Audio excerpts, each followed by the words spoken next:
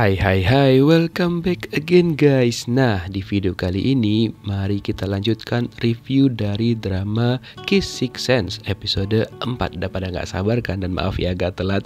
Nah, yuk kita mulai reviewnya. Ini dia teman-teman. Nah, setelah Yesul terbangun di pagi harinya setelah adegan vakum cleaner kemarin malam, dia langsung kaget dong karena tiba-tiba aja dia udah ada di hotel, dan ketika dia mau kabur, ternyata si Pak Cha Min-ho datang dong. Namun ternyata Cha Min-ho belum percaya dengan apa yang dikatakan oleh Yesul bahwa dirinya itu bisa melihat masa depan ketika bibirnya menyentuh bagian tubuh orang lain. Namun Yesul mengatakan bahwa dirinya tidak tertarik dengan Pak Cha Min-ho, dia hanya ingin memastikan saja. Tapi Cha Min-ho nggak peduli dengan apa yang dikatakan oleh Yesul. Lalu dia langsung menyuruh Yesul untuk segera ganti baju dan langsung dong diberikan pakaian yang baru dan juga kayaknya mahal tuh. Dan ketika mereka mau berangkat kerja, tiba-tiba aja di lift mereka berpapasan dengan sang mantannya Yesul, yaitu Lee Pil-yo. Kondisi itu langsung jadi awkward banget, apalagi nanti Pil-yo bisa berpikir aneh-aneh kan melihat si mantannya Yesul dan juga Cha Min-ho berada di hotel pagi-pagi banget, berarti nginep dong semalam gitu kan. Sementara itu kita beralih dulu ke couple yang satu ini, dimana mereka berdua ternyata bakal berkencan selama 1 minggu. Kenapa nggak lama aja ya? Mungkin untuk masa percobaan kali ya cocok atau enggak gitu ya kan teman-teman. Wah, semoga couple ini semakin gemes ya nantinya. Kemudian di hari yang sama Oh Ji-young pengen beli baju nih di tempat langganannya dia, tapi ternyata baju itu udah dibeli oleh Cha Min-ho, yang dimana Cha Min-ho beli baju itu untuk si Yesul, dan itu berarti mahal banget dong guys. Si pemilik butik mengatakan nggak mungkin Cha Min-ho ngebeli baju itu untuk si Ji-young karena ukurannya itu berbeda, dan karena mendengar hal itu si Ji-young pun langsung marah dan mengatakan bahwa dirinya nggak mau lagi berbelanja di sana. Tapi emang faktanya gitu kan. Kemudian ketika tim perencanaan lagi meeting, entah kenapa si Jang Eum-ji ini terus-terusan ikutan sama mereka, dan dia pun ketika menyampaikan pendapat mengenai proyek baru mereka, dia malah menyinggung tentang adegan kisse dan juga ahem-ahem di dalam mobil, sehingga ngebuat kondisinya jadi awkward banget. Mengingat Yesul dan juga Cha Min-ho kan baru melakukan itu kemarin malam. Kemudian tiba-tiba aja Cha Min-ho mengakhiri rapat dan mengatakan bahwa jangan pernah mengatakan hal-hal yang tidak masuk akal. Kemudian Yesul tersinggung dan mengatakan bahwa dia akan membuktikan kepada Cha Min-ho perkataannya itu adalah benar, bahwa dirinya bisa melihat masa depan. Kemudian Cha Min-ho menelpon si Pak Dokter dan menanyakan apakah si Pak Dokter mengganti resep obatnya atau tidak, padahal nggak diganti.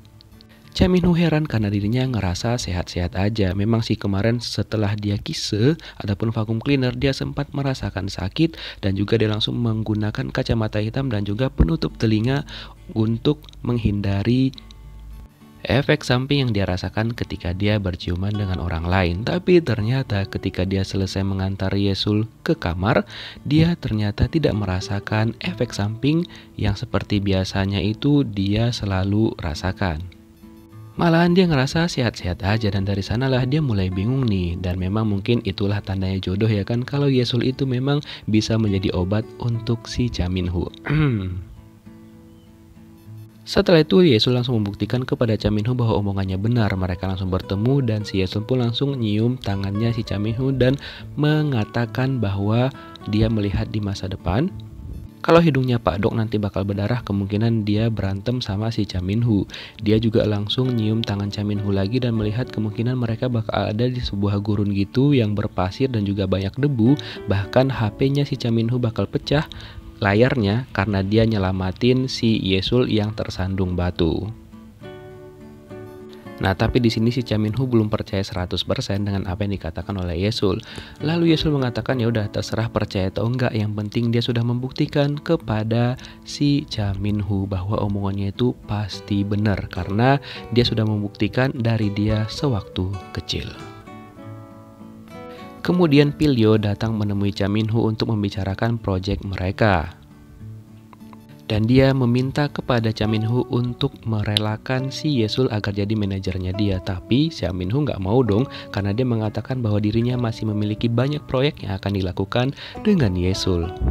Enak aja lu Pil-yo. Bahkan si Pilio ini juga meminta Yesul untuk menemaninya test drive untuk proyek mobil mereka itu. Wah, benar-benar menggunakan kesempatan dalam kesempitan. Awalnya si Yesul ini nggak mau, tapi ya gimana lagi, demi profesionalitas kerja, terpaksalah si Yesul mau menuruti permintaan dari si mantannya ini, yaitu si Pilio. Yaudah, berjuang teruslah bang, siapa tahu ya kan bisa balik lagi gitu, walaupun kayaknya susah. Kemudian Cha Min-ho yang menyadari hal itu mengatakan kepada Yesul agar jangan mencampurkan urusan pribadinya dengan pekerjaan. Ya, benar juga sih memang. Lalu Yesul malamnya menenangkan diri di atas atap seperti biasanya, dan ternyata datanglah sang mantan lagi ke sana dong, dan dia di sini malah ngajak balikan dan mengungkit-ungkit tentang masa lalu mereka. Lalu Yesul mengatakan bahwa hal itu tidak akan pernah terjadi sama sekali. Kemudian entah kenapa si Pilio ini malah mengungkit-ungkit tentang barang-barangnya yang dirusak sama Yesul dan dia meminta ganti rugi gitu. Tipe-tipe yang kayak gini nih, memang ya udah pas banget diputusin gitu loh, nggak usah balik. Dan kalau misalkan Yesul nggak mau ganti semuanya, dia harus berpacaran atau berkencan selama 3 kali dengan Yesul. Wah, bener-bener nih orangnya nggak ada akhlak bener. Sementara itu couple yang ini lagi di mabuk asmara nih, karena kebetulan hari ini adalah hari ke-7 mereka kencan, dan mereka pun menikmati banget kencan mereka, dari pergi beli baju couple, kemudian makan romantis berdua. Sampai-sampai pun mereka saling suap-suapan dan mereka langsung melanjutkan nonton di bioskop gitu teman-teman, sampai-sampai si Pak Dokter itu sampai ketiduran gitu. Dan setelah itu mereka melanjutkan pergi ke hotel. Maklum lah ya, main kuda-kudaan mungkin. Hingga pada malam harinya mereka itu sebenarnya nggak mau pisah gitu, tapi ya mereka udah harus pulang ke rumah masing-masing. Dan sebelum berpisah mereka sempet-sempetnya berpelukan lagi dong. Semoga couple ini memang benar-benar jadiannya nggak sampai seminggu aja, tapi seterusnya ya kan.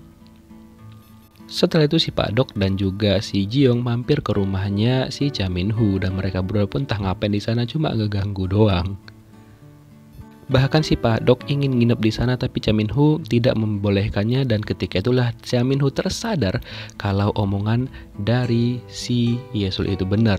Kalau hidungnya si Pak Dok itu berdarah, sesuai dengan perkataannya dia. Mereka itu nggak berantem, cuma ya karena dia nggak membolehkan si Pak Dok itu untuk nginep di sana. Dan kebetulan Jiyoung juga menemukan lipstik yang mirip banget dengan yang dipakai oleh si Yesul. Lalu dia menanyakan hal itu kepada Cha Min-ho, apakah si Yesul itu pernah nginep di sana.